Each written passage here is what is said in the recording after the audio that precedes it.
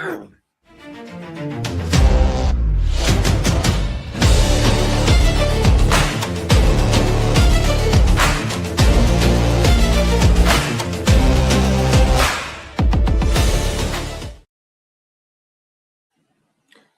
evening, everyone. Welcome back. Another edition of WTP Sports, where we're trying to kill some time until college football kicks off for real. So we're coming up with things. We got team previews coming up over the next couple of weeks. We're going to get involved with, but tonight decided we'd do something a little different here. Try to predict what we think the college football playoff bracket is going to look like and when everything's said and done at the end of the season. And as we go through it, we got some great analysis coming up from, of course, the CEO of WTP Sports, Mr. Robert. How are things going for you? Everything is going fantastic, man. I had one of the greatest experiences of my life today. I got to do an astrology reading with the one and only Ricky Williams, All-American running back out of Texas. Me and him on a Zoom call. He did an astrology reading on my birth, how it aligns with the planets and all that good stuff, man, and, zodiac signs and all that. It was incredible and how spot on it was. I was amazed, man. I was amazed. It was a wonderful treat. I got to meet one of the people that I've always admired, especially based on his football career. And after following him and hearing some of his stories and some of the things he's been through, it was phenomenal, man. If anybody ever gets a chance or they have any interest in astrology, look him up and get one of those readings. Trust me, you will not regret spending the money on it. That's definitely not where I thought you were going to go with that story, Rob. I'm not going to lie. I didn't know where we were going, but that's not what I had on my bingo card.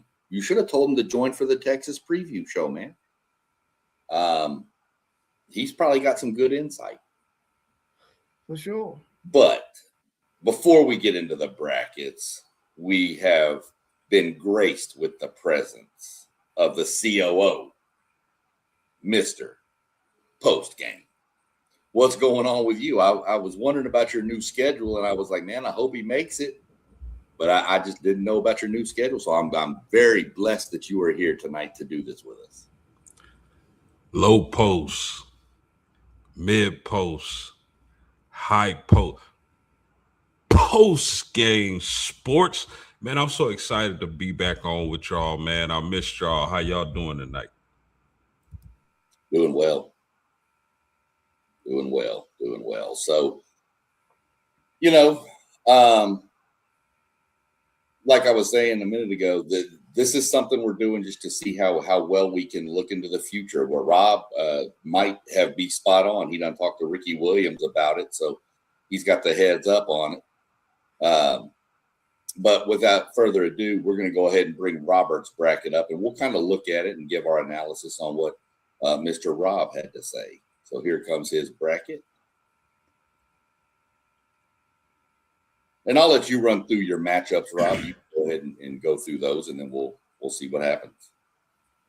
Well, when I started thinking about who I think are going to be the 12 teams that are going to make it to the college football playoffs, I had my bold prediction, and I said that the Ohio State Buckeyes would not make the college football playoffs. So everybody looking at that right now, and you don't see Ohio State, it's because I had to stand on what I said when I had my bold prediction. So I came in with Notre Dame, number one. I feel like they're going to be a team that has the best chance out of everybody on this board to go undefeated. They do have three really good matchups. When you talk about Miami, you talk about BYU, you talk about SMU. But I think those are all games that they can win. So I had them coming in at that number one spot. Then I believe that Oregon is going to win the Big Ten. So they came in at 2. I got I got Miami winning the ACC and only really having that one loss to Notre Dame, winning the ACC. So I had them at 3. Texas at 4 because I feel like they're going to win the SEC. And then when you look at it, I think they're going to face Georgia in the championship game, and they're not going to bump Georgia down. So they're at 5. They'll be playing against UNLV. I think UNLV is going to be that group of 5 team that makes it. A few years ago, their game against Boise State was going to be the decider, and I think this year they're going to get to make it to the college football playoffs.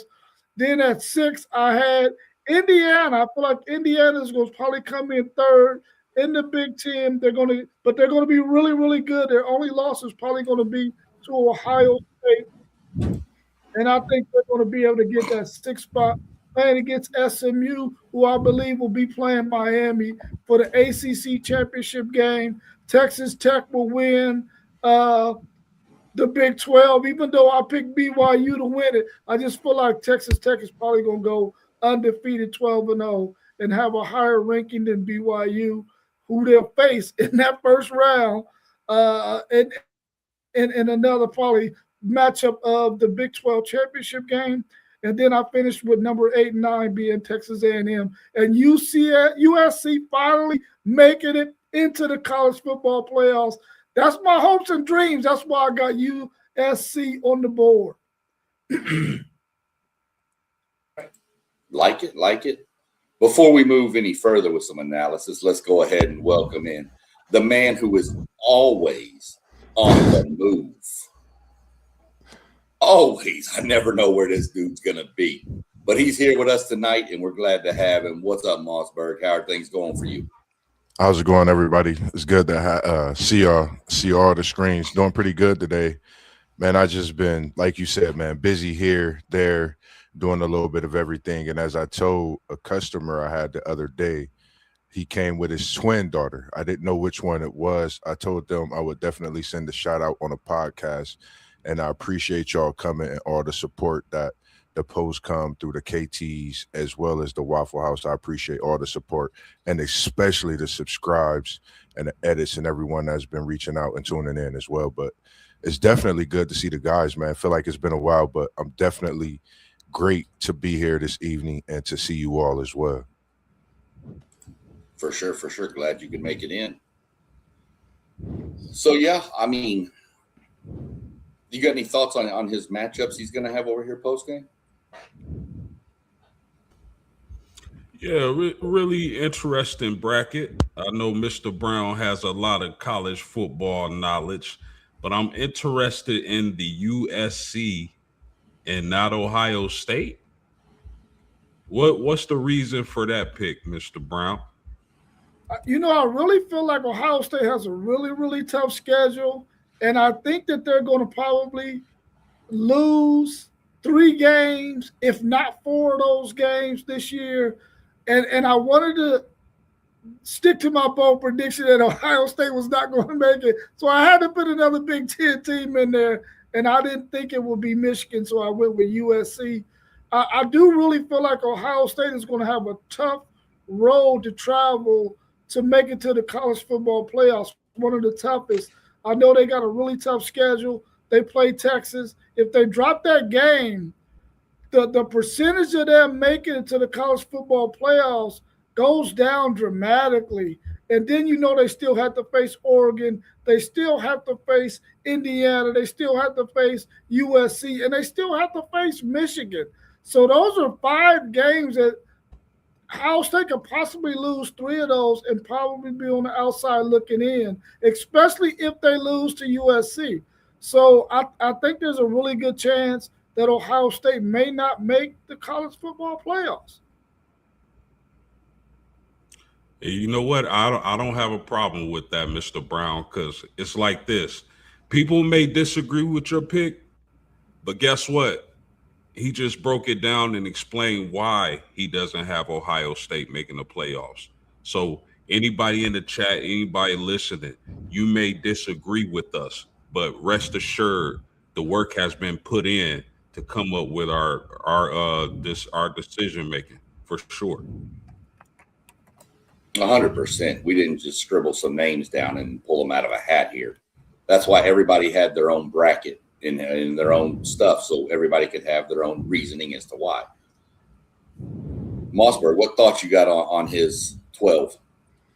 I really like the 12. A lot of people I think slipping up on the USC. I think this is a year USC could actually, do damage in that Big Ten. Ohio State lost a lot defensively, understanding why I feel they could lose those games. Like respectively, offense sell tickets, but defense win championships.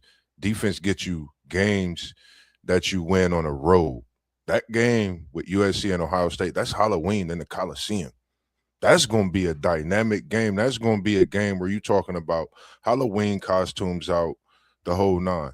And when you look at Notre Dame being 1, Oregon 2, Miami 3, Texas 4, I like the pick with Georgia being number 5. We always talk about that scary 5 seed. A lot of people slip up on Georgia. They forget, if we think about this playoff when it started, I took notes in a different aspect. Instead of giving a 10, I wanted to give my thoughts on a lot of different teams and thoughts on the playoff itself. I think Georgia's scary this year. I think they could possibly take one loss in the SEC, possibly go undefeated in the SEC. And, when you're at home in the playoffs, it mounts to something special. And, Indiana is a team we all want to see improve on what they did from winning that national championship. And we know they reloaded. And Sig, he's not smoking cigs, but he's definitely blowing wind down in Indiana. And I like what he's doing in Belton. And I think the turning of the tide just might happen. We so used to seeing Ohio State, but Oregon, USC, Michigan could be a team that beat Ohio State. So it's a lot of things that could happen, not to mention about all the teams, but just my thoughts on a few as we get to other, brackets and thoughts as well. 100%. What jumped off to me, Rob, was who you've got at the 4 seed and who you've got at the 5 seed, knowing the struggles that between those two. I was like, dang, he's going to take them on early because y'all would have obviously played in the championship game in the SEC, and then you turn around and play them right again. So, and Moss, you said it right. With Georgia being scary. You mentioned it yourself. Defense wins championships, right? Georgia's going to have a defense. We all know that. We all know Kirby's going to bring it. So that's a good bracket, Rob. Tell me, curiosity just right here. Who's your national champion? Well, who is it? My national championship, I got Texas and Notre Dame meeting in the national championship game. And Texas got to get some payback when Notre Dame stole one from my man Earl Campbell back in 77. We got to get that, man. We got to get that comeback. So I got my Texas Longhorns winning the national championship. We long overdue. Somehow, I don't think anyone's surprised at that pick. All right. Let's jump over and let's bring up post game. We're going to jump to your bracket now. We'll go through it. So go ahead and give us a little insight on your bracket.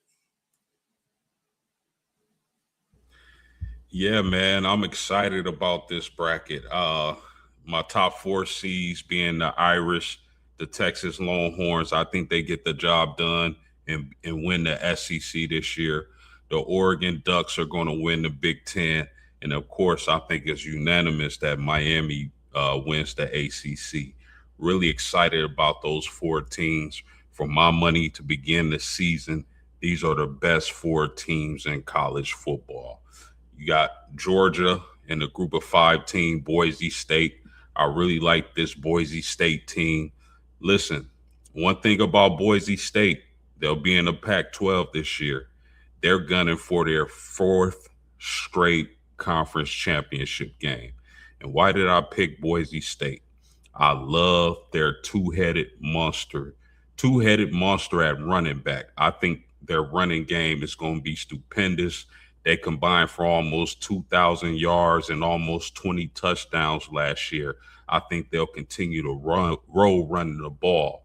And they also bring back one of the best edge rushers in a group of 5. So I'm really confident in Boise State this year. Their quarterback is gritty. He'll have to improve on his performance from last year, but I'm taking Boise State this year. And they'll face the Georgia Bulldogs, who I think will finish second to Texas in the SEC. I got BYU winning the Big 12 this year, fellas. I like what Coach Sataki has done, what he's built. They tried to come over and poach him from BYU, but he stayed true. He stayed there, and he's bringing back a team that I think is set up to really punish some people in the Big 12 this year with that running game. And I'm taking Louisville, man. I love what the Brown brothers have done. Born and raised in Louisville, Kentucky. They've stayed true. Now they're running the program. Leaking King Hose is going to be key. If they're able to bring out the best in that quarterback, I think Louisville is going to finish second in the ACC and dethrone SMU this year. Their pass rush is going to be diabolical, I believe, with Clev Lubin. So I'm looking forward to this Louisville Cardinal team. My 7th seed, the Ohio State Buckeyes against Texas Tech. I think Texas Tech finishes second in the Big 12. This is going to be an exciting matchup. Not probably, but it's going to be the best team that Texas Tech faces all year, maybe besides BYU in the Big 12 championship game. Then you talk about the Indiana Hoosiers. I really like what they were able to do in the portal. I think Cignetti, as of today, is the best coach in college football. He's proven that. But it's going to be really interesting to see if he can continue that success he's had over the first 2 years. First year, some people thought he shouldn't have been in the playoffs. They lost to the best teams they played. Last year, they won a national title, defeating some monster squads, and a lot of them handedly. So I like this Indiana squad. And then SEC Shine, your Texas A&M Aggies at the 9 seed. Listen, for me, it's going to be on Marcel Reed. I want to see what kind of cojones this guy has. Has he been working? Has he been in his playbook? Because if Marcel is able to take that next step, I might have the Aggies too low this season. So I'm very excited about this playoff bracket, man. Yeah, I like that bracket. I like some of the matchups you've got going, for sure. Mossberg, we're going to jump to you. Thoughts? Matchups that stand out? Anything? And that Ohio State Texas Tech is the matchup for me. I think that's a matchup when you think of what Texas Tech went through in the offseason, what you think of what Ohio State went through in the offseason, losing so much defensively. I know it's two different comparisons of what they went through, but these are two big programs that had great seasons last year, and to see how they would match up against each other. And I love this Boise State at the 12 pick. I have had thoughts of putting Boise State when I do make my selections in this playoff, because like Post said, that dynamic running back group pairing they got, I think is going to be something special to see in college football. Reminds you of, what was it, Barry Sanders, I believe, and Emmitt Smith back in the Oklahoma State pairing back in the day. I don't want to say it the wrong way, but Barry Sanders and his Allah, who was in that backfield with him, I think it'll be special like that for Boise State. And this BYU team, I think, is going to scare a lot of people. Georgia, again, sitting at that 5 seed is very, very scary. I spoke with a guy who's a Georgia fan. Hopefully he's watching this and tuned in. Shout out to you and the thoughts that you had. And speaking on the things about the run game, you know, we spoke on that Georgia run game this season. When we talked, he said it's going to be a big deal for them, but the growth of Stockton is going to surprise a lot of people. He's here in Ohio, being a resident now after growing up in Georgia. And just, I appreciate all those conversations throughout the time when I'm at work with just the different people and getting that whole collective understanding of, you know, their team as well, to be able to talk about that. So for me, that's something that's interesting. Louisville being that team other than USC, I believe when Post think of if you would have another team other than Louisville, maybe it would be USC. But I like that Louisville pick, and I agree what he said with the Brown brothers, something special, and it would be even bigger if they could get in this playoff and possibly get a win. That'd be even more special for this Louisville team in the years to come, as well as the Brown brothers and what they're building. So I actually like both of these brackets, and this Notre Dame team, Texas, Oregon, Miami, I think these are going to be some teams to really watch this season. I think you're talking about defensively, offensively, they have weapons of mass destruction everywhere, and they're primed at those positions, whether it's the trenches, whether it's the quarterback, whether it's the secondary, whether it's the linebacker, running back, receiver 1, 2, 3, you name it. They're loaded at all these positions, and they do stand out respectively at those positions as well. If I had to, just let me respond. Yeah, go ahead. 100%. If I had to replace Louisville with a team, it would not be USC Mossberg. Okay. I'm going to stay in the Big Ten, and I'm going Michigan. Ooh. I think like Michigan is going. Now, I don't have, let me be clear, I don't have Michigan in the playoffs. Y'all see the bracket. But if it's one team that I would exchange out for Louisville, it'd be between SMU and Michigan. Listen, I think people are going to be really surprised of what Kyle Whittingham is going to bring to the table this year at Michigan. You did my sound go out? I'm sorry. No, I'm good. Okay. John Henry Daly was on track to be probably lead the nation in sacks last year before he went down. They get him back healthy. He's an addition to an already solid Michigan defense that's going to be healthy, that's going to be hitting and flying around that Big Ten style of play. But the key thing for me with Michigan is going to be Bryce Underwood. Why do I like Bryce Underwood after the year he had last year? Because Kyle Whittingham always has an athletic, scrambling quarterback. He's never had one with this amount of talent. So I think if it's one team who can surprise, it's going to be between SMU and Michigan. 100%. We'll jump to you, Rob. Get your thoughts on post games bracket here. Yeah, I like his bracket. It's very interesting because he has 3 SEC teams, 3 Big Ten teams, 2 ACC, and 2 Big 12 teams, along with his Notre Dame Fighting Irish and Boise State, who we know will be the group of 5 candidate. My question for you post game and your bracket, I see you got BYU beating Texas Tech in the Big 12 championship game, and you got Louisville ahead of SMU, which means they probably met Miami in the ACC championship game. My question is, do you think they will be the benefit of having a good record? And do you think they're better than USC, Michigan, maybe even an LSU out of the SEC?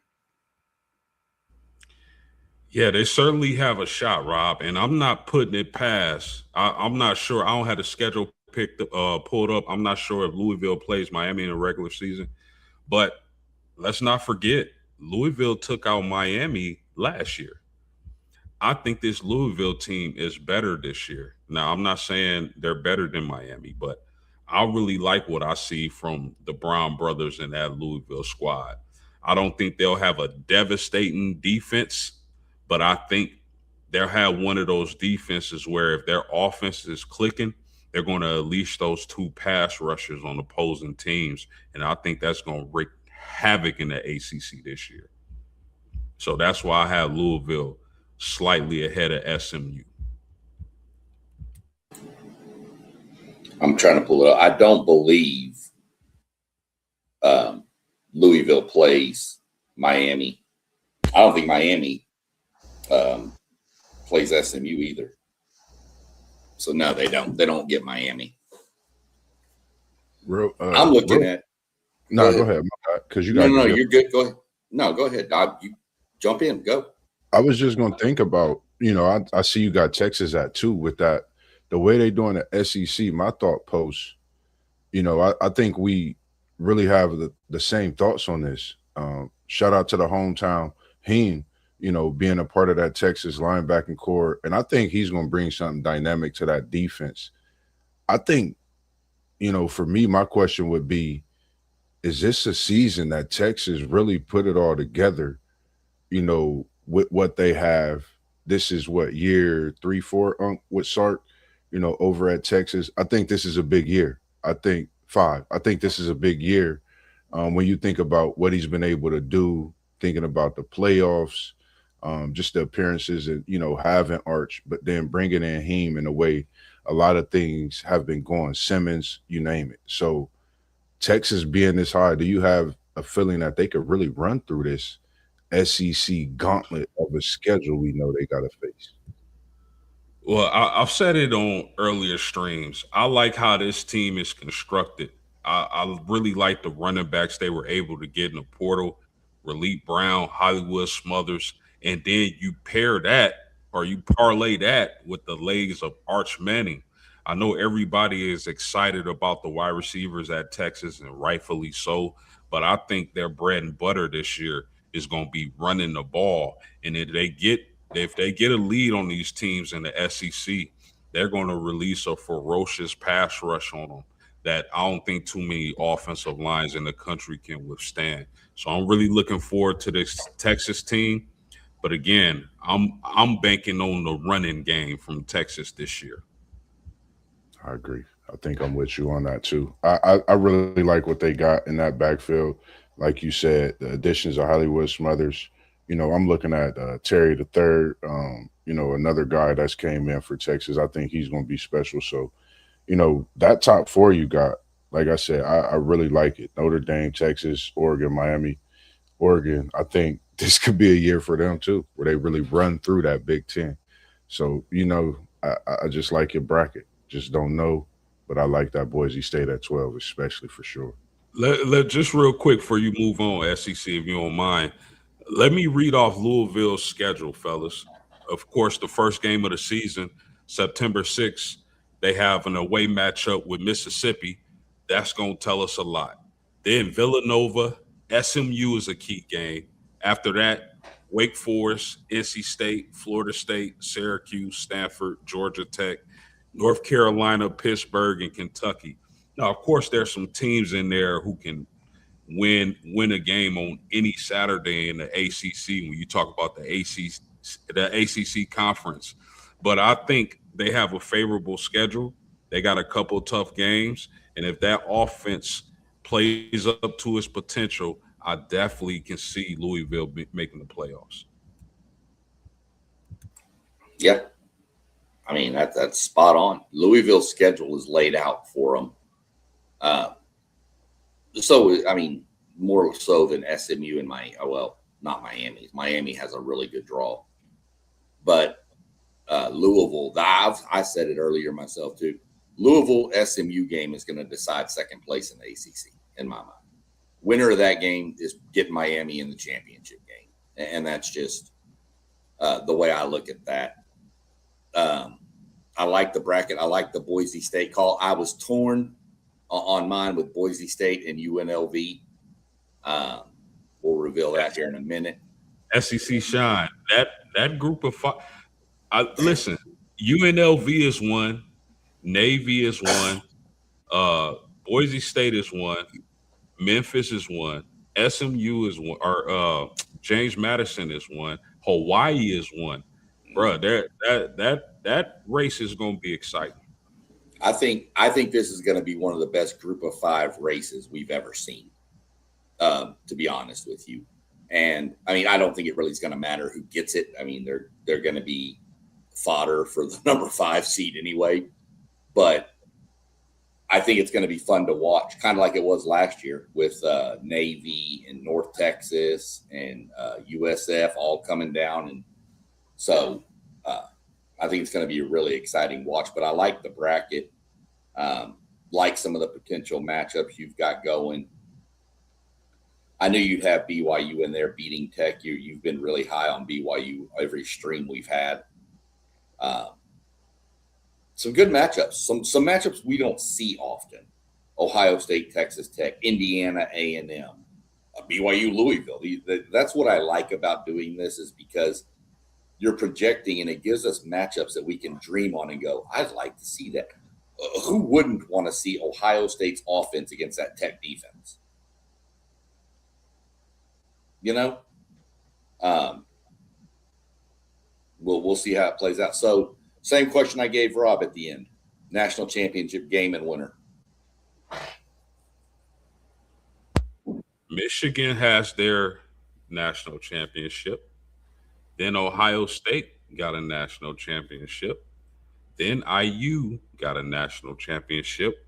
What does these teams have in common? Midwest teams.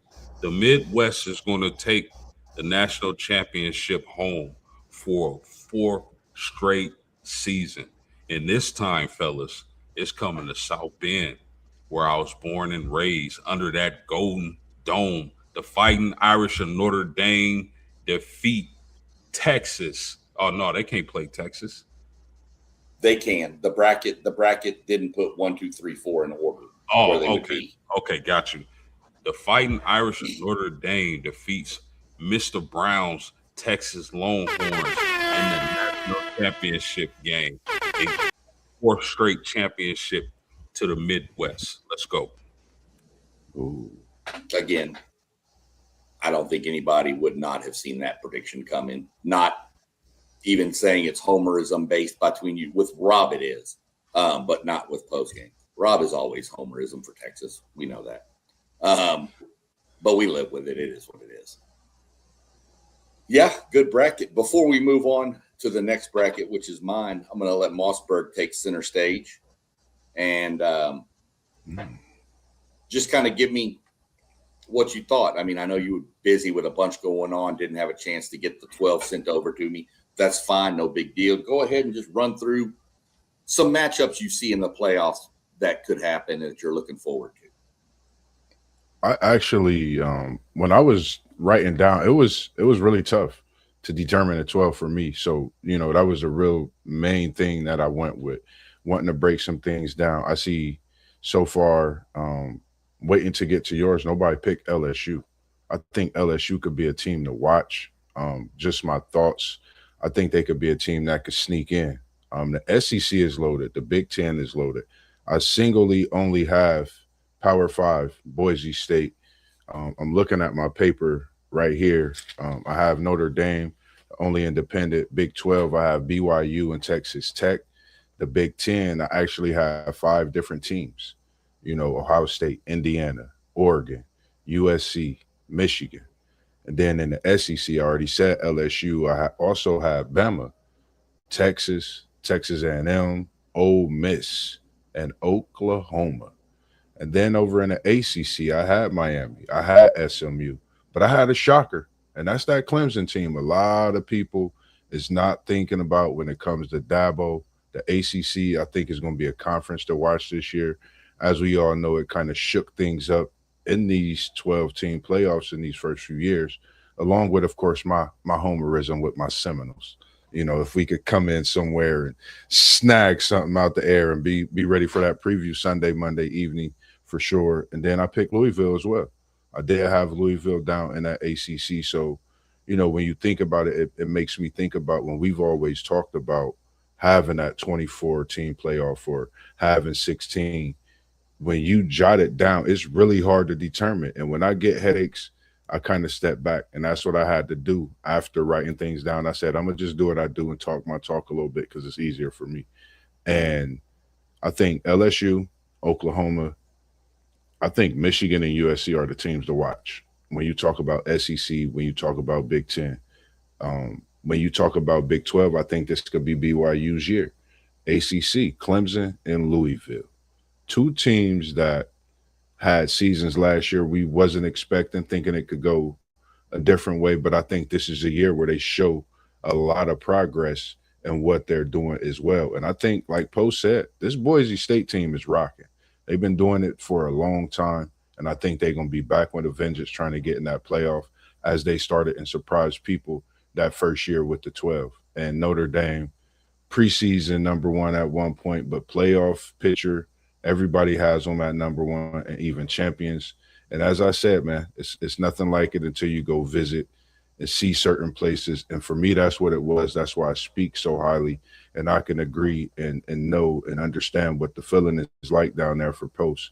I know it's nothing but championship, and the atmosphere is crazy. So, I could see a Texas, Oregon, Miami, Notre Dame. I could definitely see those four teams possibly taking home the crown.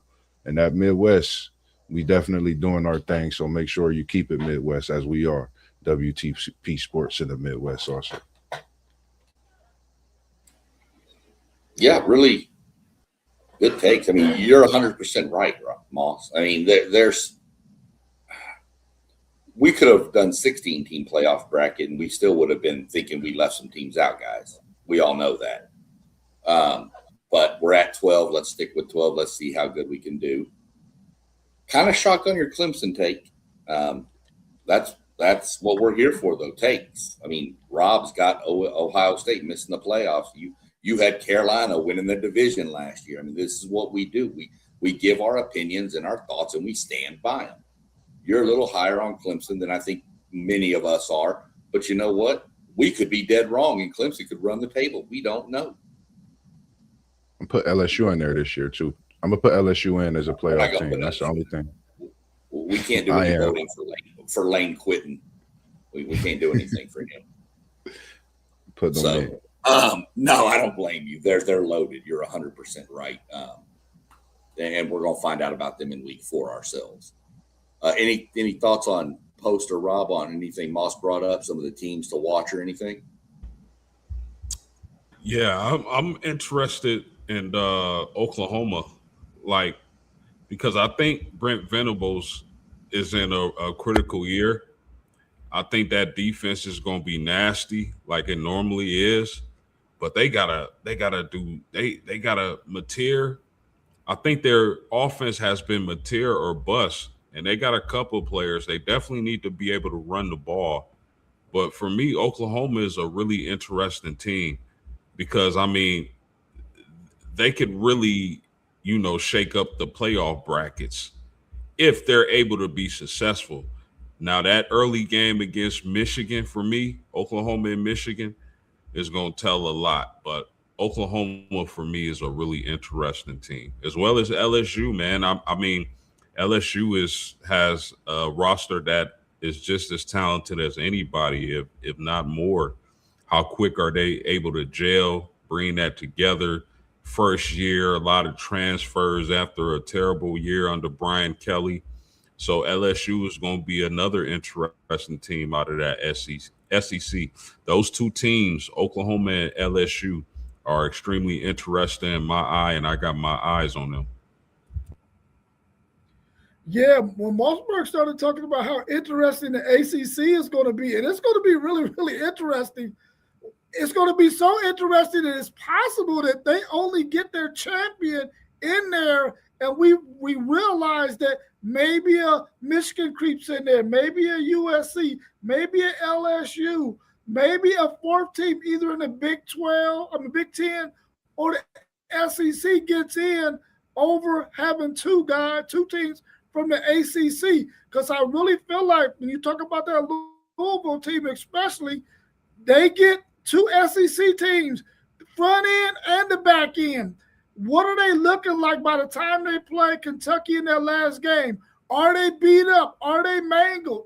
Can Kentucky take advantage of maybe a really unhealthy Louisville team because they might have some games in the ACC where they get a little bit worn out? So I'm anxious to see how that thing plays out too. But I'm glad you mentioned that about the ACC, Mossberg, because they're going to be a much more competitive conference. And maybe they only get one team in because they ate on each other during the regular season. One thing, though, about the ACC, if I could, Louisville doesn't play Miami. Does SEC shine? I think you mentioned early. Does SMU play Miami? I'm not sure if that, bro. If that's okay, so none of their premier teams, in my opinion, play each other. That could SMU and Louisville play. That's right. SMU and Louisville play. But still, that ACC They play Florida conference, State too.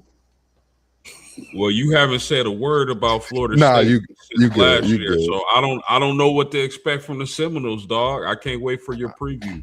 But the ACC fellas can end up a mess again, and I'm so glad they fixed their tiebreakers this year.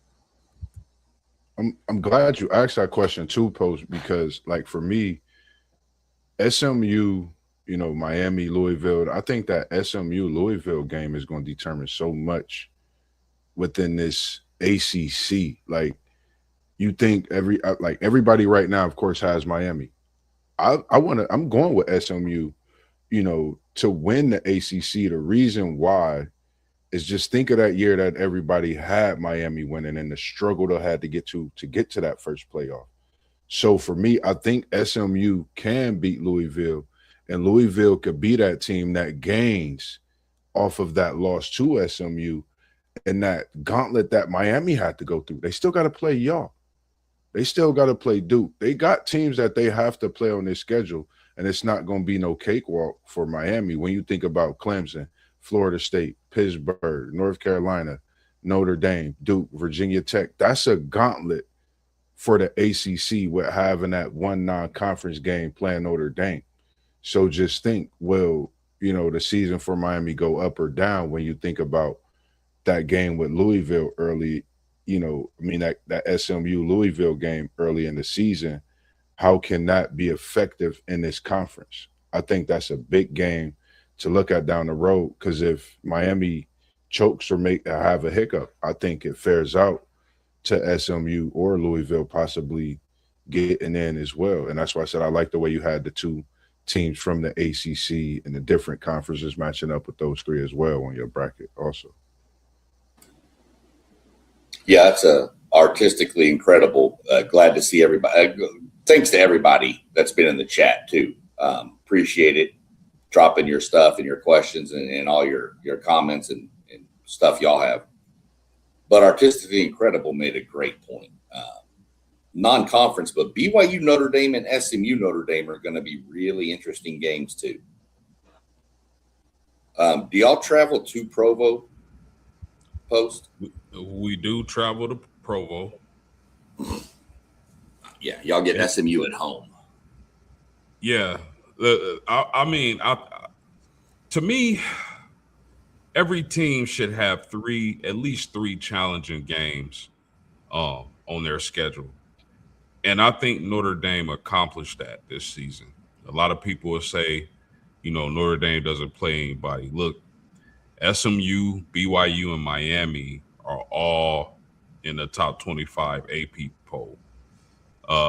Miami top 10, BYU top 15, SMU top 20. To me, like, what for any team, not just Notre Dame, you got three challenging games on your schedule. I'm good with that. And I think traveling to Provo against that really physical run game is going to be a challenge. Playing Kevin Jennings from SMU is going to be a challenge. I think Miami is, maybe a couple teams could go at Notre Dame in those defensive backs. Miami is definitely a team that can go at Notre Dame in their defensive backs with that wide receiver core they got. So, good point. Artistically incredible. Yeah, and y'all play I'd like crazy. to add something. Oh, go ahead, Mossberg. My fault. Nah, you good. Go ahead. I wanted to add something to that because, artistically incredible mentioned SMU and BYU playing Notre Dame. And then, of course, post-game mentioned that Miami play them. And I said this before. All three of those teams, BYU, SMU, and Miami, might only have one loss. And all three of them, one loss might come to Notre Dame, which means they ran the table on everybody else. I'll put it this way, and this is my defense of Notre Dame. Everybody always says the same thing. They don't play anybody, weakest schedule around, blah, blah, blah, blah, blah.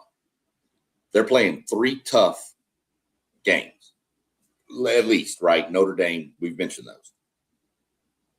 they play a 6-game ACC schedule. Some of their games are already decided for them. So picking up the BYU, I mean, SMU and Miami, I guess those are considered 2 of your conference games, but still, those are 3 solid opponents that what happens? I mean, if you replace Miami and SMU with, I don't know, 2 other lower end ACC teams, people are going to still have the same argument. But Notre Dame doesn't build their ACC schedule. They play who the ACC tells them to play. And then they have to go try to find, and that your schedule is set with the ACC with dates. And then you have to go out and try to fill in with whoever's got an open date that week. Facts. So all the hatred on Notre Dame's schedule, I get it. It's fun. I mean, I have a little fun with it too. But let's be, at the end of the day, you have to be realistic about it. You can't just go schedule who you want, because those guys, they can't schedule Texas and A&M and a Florida States and all this. They can't, because those guys already have games scheduled in their conference. Facts. So and everybody can just kind of get off on that for a minute. But let me add this, SEC Sean, and this is why I hate preseason strength of schedules, because we don't know. Half of the teams ranked in the top 25 last year did not end up as a top 25 team. You telling me there's no chance Wisconsin could be good? You telling me there's no chance Navy can come out of the group of 5? Like, come on. I like the fact about the situation with Notre Dame's schedule. A lot of people, like, you know, my brother's a diehard Notre Dame fan, and you know, since meeting you post, it's the same thing. You know, you can't negate what they do with their schedule. Their schedule is a certain way. They, like you said, SEC Sean, that's how it is. So for me, when you think of this schedule that Notre Dame has, you starting off playing what, 3-4 Big Ten schools, you over in the SEC, you over in the Big 12, regardless of the teams that they're playing. You got SMU, Miami. Yes, normally it would be USC or Florida State in those positions. So respect is there, regardless of what people want to say about this Notre Dame team. I think for me, I'm still tripping off the fact they got snubbed last year, but we ain't going to talk about this. This is a new year. So for me, the schedule they have, I love it. And I think they're out to prove something different to everybody that has something to say, not just last year. I'm talking about the last few years. And there's been talks about their schedule over the last decade, in my opinion, TV, you name it. So for me, I think it's something that Notre Dame has been known about. I think this schedule is put right in their arms for them to grasp and take over. yeah, I was looking at that question, and it was kind of making me think. I know it had been talk about that, but Notre Dame being no higher than a 5, but I don't think that's correct. I think if Notre Dame is ranked 1 or 2, they're going to be 1 or 2 in the seeding. Yeah, that was only when they were taking the conference champions to take the spots in 1 through Right. 4. Now that's no longer the case. If Notre Dame finishes, where if they finish 1, 2, 3, or 4, that's where they're going to be positioned at if the committee got them there, so they can be in the top 4. Yeah, I knew there was something about it, and I couldn't remember, but I was like, I don't think that's the case anymore. So good point, Rob. I had forgot that at the first they were doing just the conference champions for 1, 2, 3, 4. So, yeah, valid point. Good question, though. Artistically incredible, because it took some digging on to figure it all out. Well, we'll bring up my bracket, which has my one bold pick on there. That I've kind of reversed a little bit on, but not fully. So here comes mine. We'll bring it up. We have the same top 4 except for 1.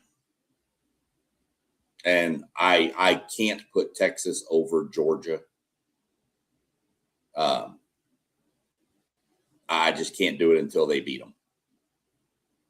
them. That's just my theory on it. We all have the same others. What I found crazy before I go through it is if you look at the 8-9 matchup, I need to pay more attention. But all of three of us with the brackets have A&M hitting Notre Dame in the next round if they were to win their first round. So even myself included as an Aggie, I guess we all just hate A&M giving them that to go, because that Notre Dame is licking their chops if A&M comes rolling to town. They want revenge bad. And I don't blame them. I don't. But that would be, so we'll see how it plays out. But yeah, Notre Dame, Oregon 2 wins the Big Ten. Georgia wins the SEC. Miami wins the ACC. I went Indiana 5, losing to Oregon in the title game of the Big Ten. UNLV, I went with UNLV. I almost threw Hawaii in there because y'all know I'm high on this Hawaii team. I almost did it, but I just felt like it's asking a little bit too much for them. So I went with UNLV. My surprise team that nobody else had was Houston. I have Houston in the playoffs. I'm high on this Houston team. I've got them winning the Big 12, but then I'm kind of backpedaling with them in Tech. I think Houston and Tech meet in the Big 12 title game. I think Tech beats them, and that's the difference. And Tech gets the 7. Houston gets the 11. There's the Houston-Texas matchup. I don't think that would be real close. I don't think Houston's at that level. I like SMU. I know others have liked Louisville. SMU is my pick coming out of the ACC. Secondly, I've got them beating Louisville and then kind of going on to meet Miami in the title game. And then, of course, A&M. And I do have Ohio State in. I can see where Rob's coming from. I totally do. But I just think that I think Ohio State, if it's close, is going to get the nod over other teams. I just think that's going to happen based on track record, based on schedule, based on a lot of different factors. I think if it's a close toss, if you say that that's going to be between Ohio State and LSU, it's going to Ohio State. That's just how I got that bracket laying out. I'll let you look at it first, Moss. Tell me what you think. I really like it. I mean, the thing don't surprise me with the Georgia and Texas. I know you SEC. I know that's something you spoke about, over the last year. That's something that Texas got to get over the hump for you. I still like that Texas team. I don't know. I got a feeling about Alabama this year. I haven't seen nobody with Alabama in there as well as LSU. I like the Houston pick. That Houston-Texas matchup could be scary. But the matchup that I'm looking at is the possibility of an A&M Notre Dame, Ohio State Notre Dame. Those are matchups that we've seen in the past few years as well. Indiana Miami possibility of a matchup. So Texas Georgia linking up again, Oregon Tech, SMU. I mean, it's just so many different matchups that we see in this bracket, as well as the others that I think you think about. What would Ohio State be at a 9 seed? How many losses do they actually have? That's my thought, getting that 9 seed in that Big Ten with Indiana in there and Oregon at 2. So Indiana being a 5 seed, could that be scary? I don't know. For me, I think this is a proven season for me with Indiana, but I like a couple of my guys, Hoover and Marsh, being there. So I can respect them at that 5 seed and being scary at home with that crowd. And we know what that could be like. So I definitely like this bracket with Houston being in there, UNLV. I don't know about UNLV. I like Boise State on that Power 5 side, but like you said, UNLV could definitely make some things happen. They definitely got a nice team and a nice quarterback as well. So I like this bracket. Notre Dame sitting at that 1, Oregon sitting at 2, Georgia 3, Miami 4. Every 4 we've seen with Notre Dame, Oregon, Miami, Texas, and now Georgia being in there. That's ACC Big Ten, independent. So that says a lot about the Big 12. As we spoke on the ACC last year. So that's a conference to look at. I think this year will that be a lot tougher than the ACC, as we see the ACC being up in this as well. So just a thought for me: will the ACC be stronger, and can Miami hold that 4 seed or be up top a little heavier? So I like Notre Dame with that 1 seed though. I like this bracket. Yeah, for your to answer your question about what kind of losses, I'd have Ohio State 9-3. 3 losses, they don't get in. Well, 3 losses they get in at 9-3. I think they're going to be the first 9-3 team to get in. I really do, based on who they look at their schedule this year. It's brutal. And that's why I think they'll have 3 losses. Respecting Ohio State, no disrespect. You lose 3 games. 1 would be USC, I'm guessing. 1 would possibly be Indiana, Michigan, or Oregon. Indiana, Oregon, and Texas. They out. I think a 9-3 team gets in this year, and I think it's that one. That's tough. It's going to be tough, but the SEC going to the 9-game schedule is going to have a bunch of 9-3 teams. So it's going to be crazy, but that's what I have. I have them losing to Texas. I said that the other day. I have Texas beating them by 17. And y'all know I'm not a big Texas fan. So, but I just think Texas is loaded this year. Seem like Doug and Unc wearing off on you now, SEC. No, not wearing off on me. I just, I'm more in tune with that team than I am any other team except for mine because they're right there and I hear about them a lot. But yeah, they're stacked. Look, 1, 2, Oregon, Notre Dame, Texas. Those are probably the 3 most complete rosters in all of college football. So, but I still think Georgia just has something between Texas's ears that I can't put Texas over Georgia until I see it. Just like I wouldn't have A&M over Texas right now because we haven't seen it. I'll let you take a shot at it, Rob. What are you looking at? Man, one thing that we've all got is the consensus that Notre Dame, Oregon, and Miami will be in our top 4. That's one thing that I noticed. And the next thing, my man Artistically Incredible was right inside my head. You got 5 teams from the state of Texas in your top 12.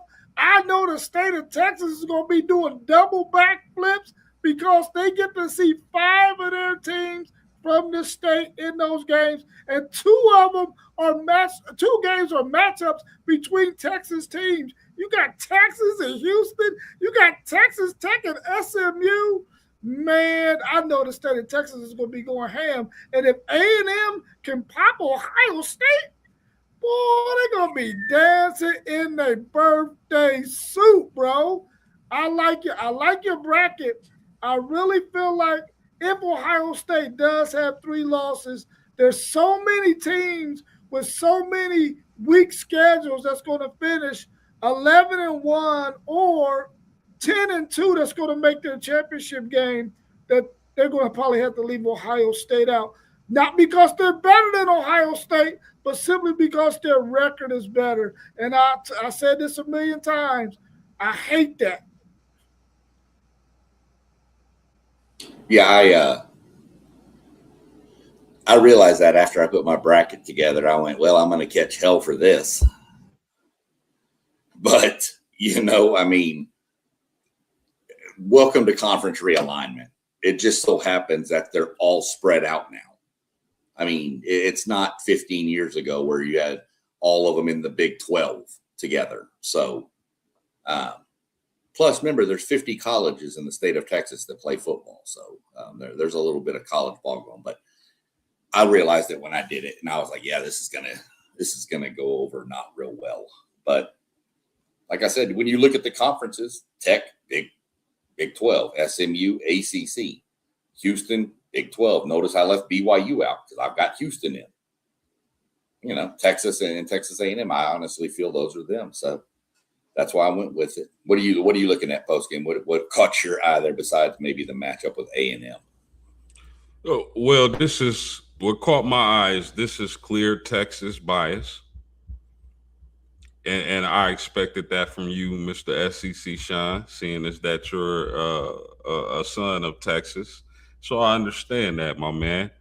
But outside of that, uh, a shout out to Zay in the chat, man. I'm mad at you, man. You've been running from this smoke, man. You've been running, homie, and we waiting on you. But besides that, I think Ohio State is a really interesting team this year because it can go so many different ways. They could dominate, they can lose 2 or 3 games.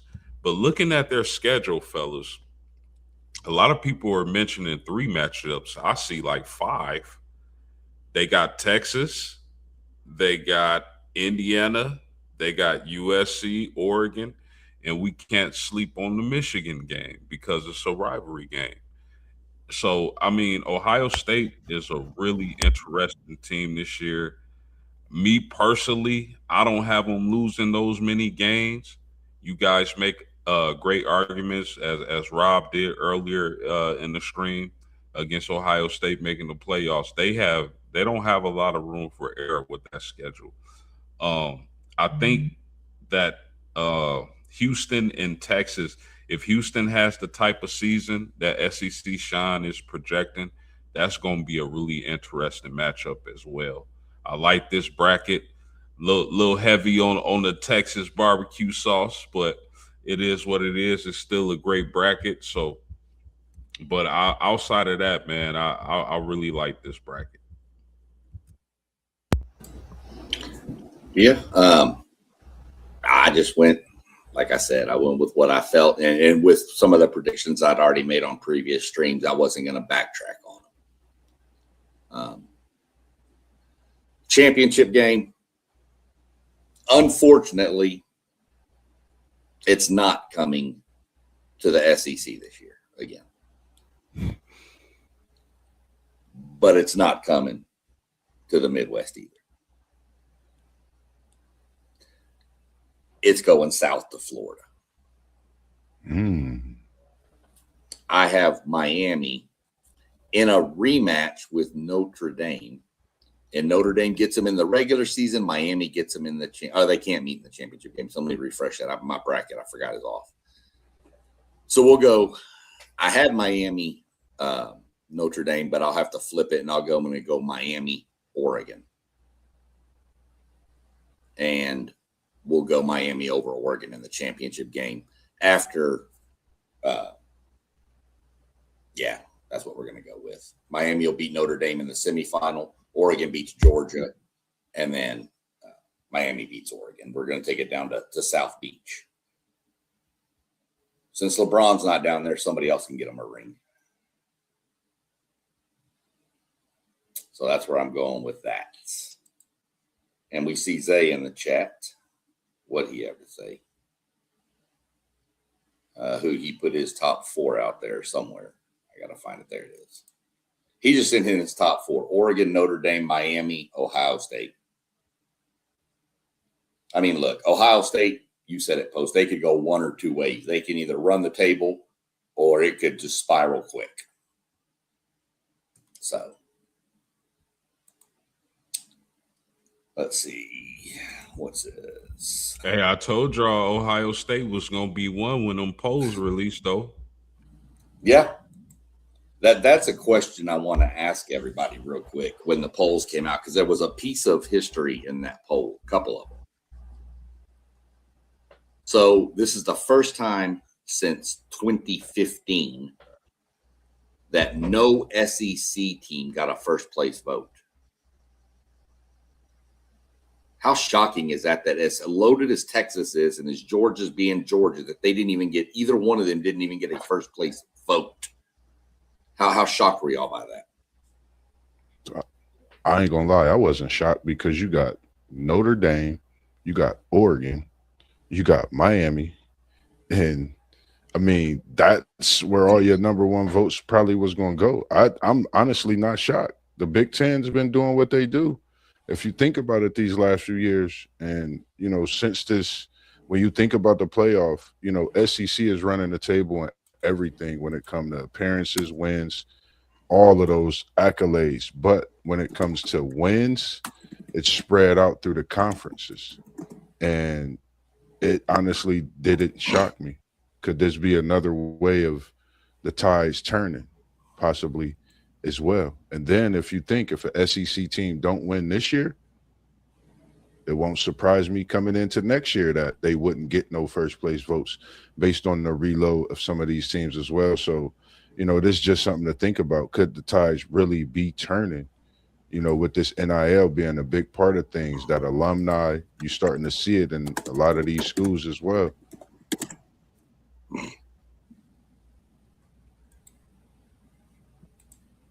Anybody else?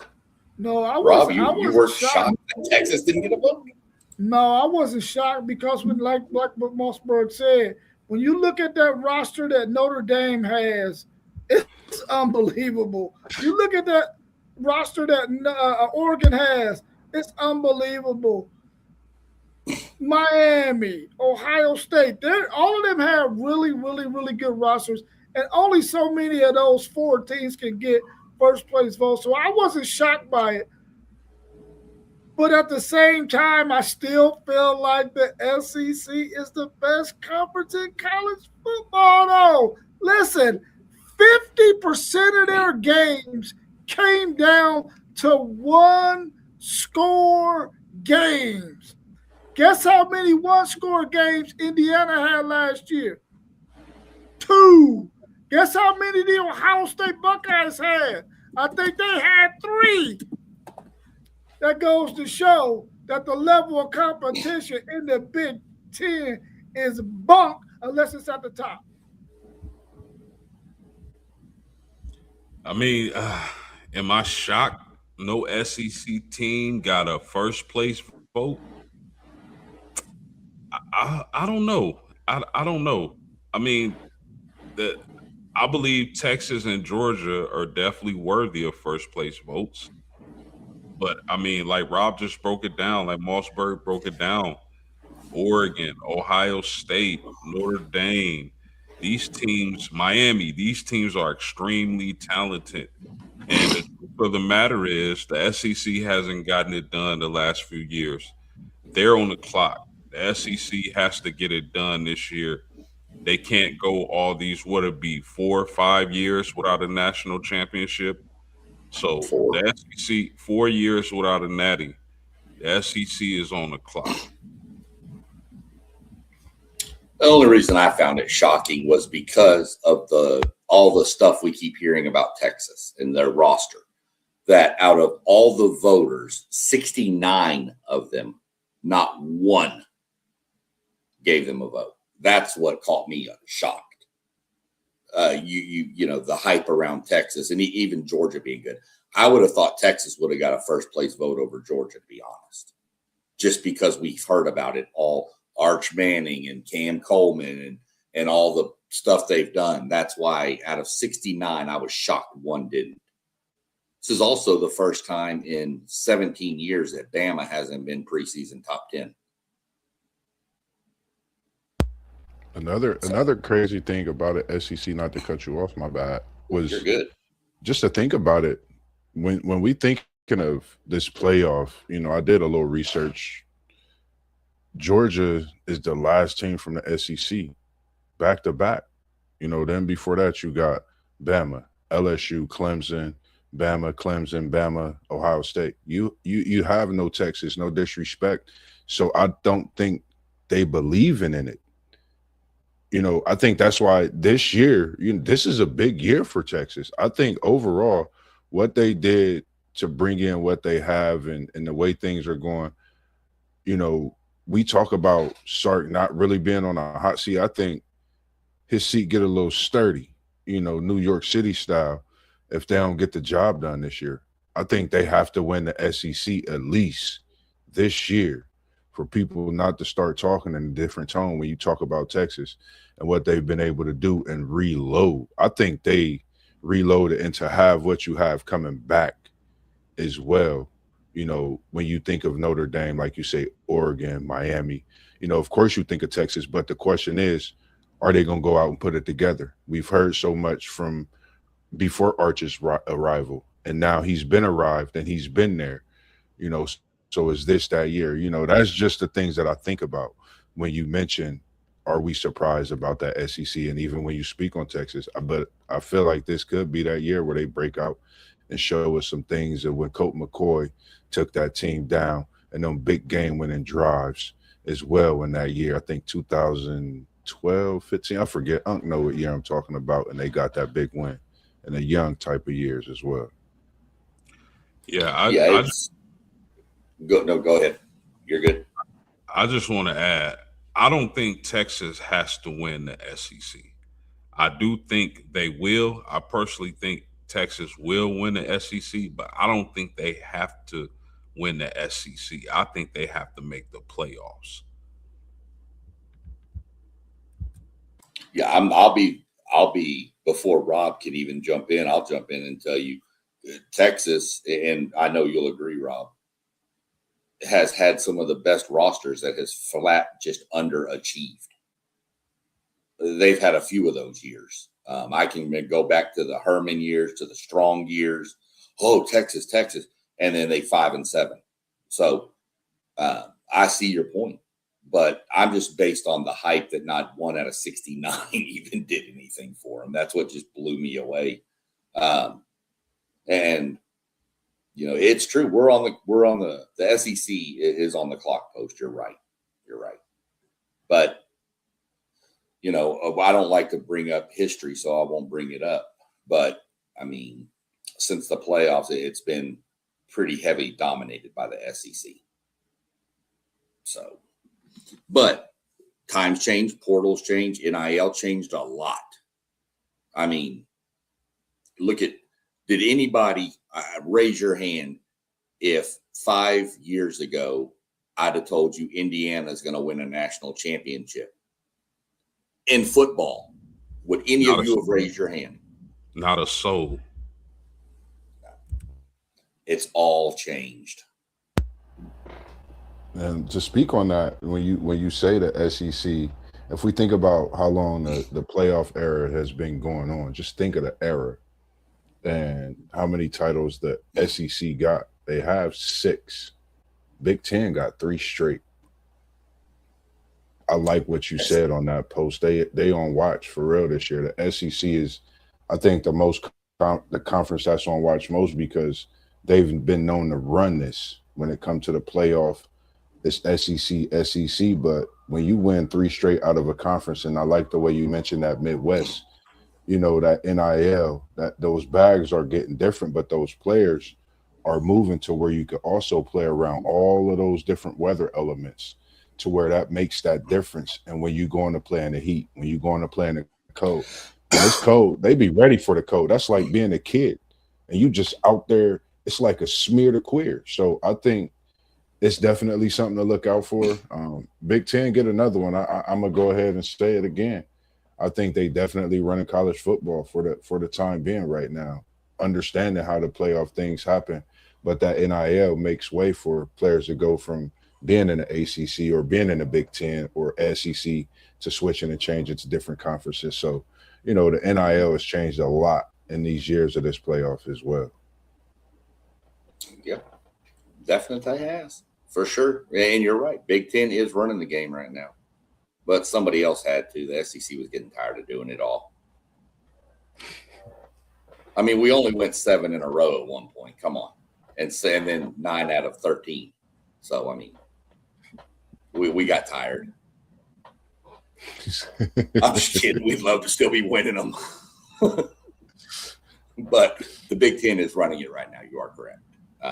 There is no doubt about that. I don't think anybody will argue that. So, what else we got? Just a quick question.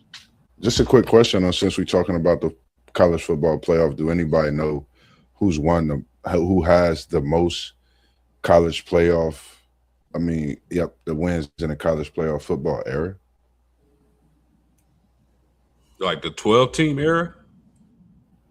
Just the whole college football playoff era from the 4-team on up to the 12-team now. I would probably guess Georgia.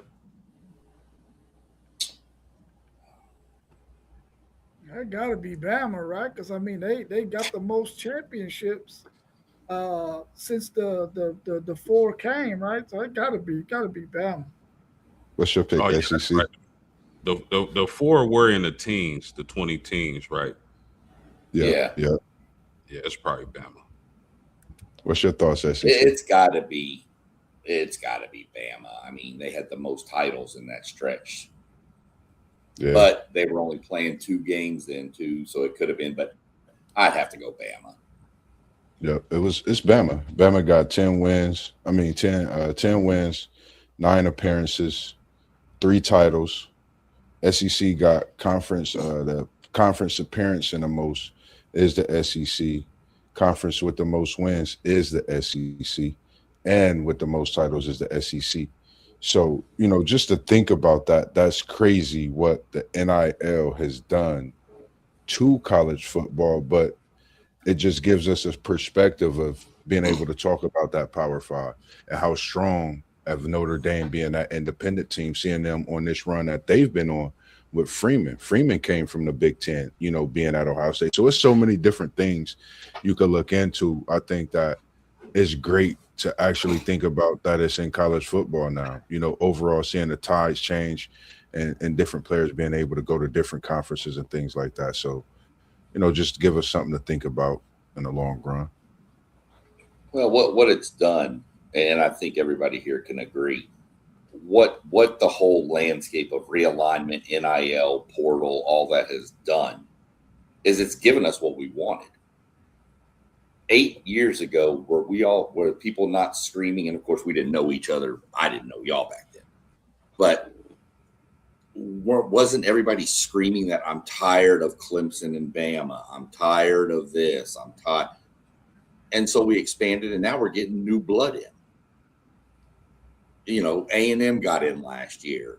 The group of 5 gets a team. Indiana, I mean, for God's sakes. I mean, SMU was in it 1 year. So, I mean, we're getting what we want with different teams because of all the different moving parts of college football. And I think it's good for the entire sport, because now these kids that are 5 stars out of Dallas, Texas, don't have to go to Texas, A&M, Notre Dame, Ohio State. They can go to SMU and know they can compete. So, that's just how I look at the landscape of things. So I ain't got nothing else. If y'all ain't got nothing else, what do we got going on this week? What do we got coming up? You on tomorrow, Moss? Man, y'all know what we're doing, man. We doing the NFC breakdown. The 6th one before being coming to you, we're going to break down the north of the NFC, and that'll finish up everything on the breakdowns that we'll have. And also, I got some conversations coming. Also, just want to send a shout out to all the athletes I've been talking to over the past weeks. Just being able to work on these edits for you all, I greatly appreciate you all. Just being able to give me that time to work on my craft. It's just something that I love to do on my free time. And I'm glad you are here. I'll be doing Football Friday night at Northland High School this season. And wouldn't be able to do that without you, Unc, being able to bring us all here and do what we do on this podcast channel. I've been excited. I've been doing a lot of studying with Gus Johnson, Keith Jackson, one of my legends, rest in peace, who I watched so long do his commentary. So, and appreciate the Northland staff, the principal, the athletic director, Mr. Bowes, just everybody involved in making this happen, and just all the support through all the social media, Instagram, every network that I'm on. I appreciate all the love that's been shown, as well as the support. Also, I don't want to forget anybody, but it's definitely appreciated as well. You forgot to thank your mom and dad, Moss. Oh no, I got something special for them. I definitely thank mom and pops for birthing me, man. They birthed a great, and I honestly didn't realize what I was getting myself into, honestly, when I answered that phone call from Unc. And I guess it was something that was in me, hearing people when I was on the intercom saying, you have a radio voice. And to be preparing myself for football Friday nights and to be echoing that voice throughout the stadium and throughout the neighborhood. Trust me, the North Side over there in Northtown, if you're over by Northland High School, trust me, on football Friday nights when they at home, you're going to hear that voice of Mossberg, and I'm going to be coming, and we're going to be heavy, and we're going to be in that end zone for sure. So it's just a great thing to do, and I can't wait to be there, man, for sure. Yeah, of course, on Thursday, we got the U preview jumping off at 7:45 post game. If you're available, you can host that, even though it's already set. I don't know if you had to work or not, but that's set. And also this weekend on Sunday, we will have OH, the Buckeyes preview with our man One Take Zaya and T1 in the building. That'll be at 9 a.m. So make sure that you hit that notification bell so that you get notified when we're about to go live. What are we doing Saturday? Does anybody know? Got that Saturday morning talk. Yeah, but we got to. Normally we've had it all laid out up until then. So nah, it's just a change in the schedule because we'll everybody's at 10 a.m. 10 a.m. Saturday. We'll have something for sure at 10 a.m. Yeah, we'll do something. We don't know yet. Yeah, we who knows? We might be breaking down rhythm gymnastics. Who knows? I'll be out for that show. Rob, I'm staying away from a Miami stream, bro. That's all you got that. Said he got the Miami stream. He gonna come on with the glasses and the mustache like old Bobby Valentine did for the Mets a couple years ago, in incognito, trying to get some inside information. Yeah, I'm sure you'll hear plenty of shots at Notre Dame in that stream, but it's all good. I'm looking forward to the Miami breakdown.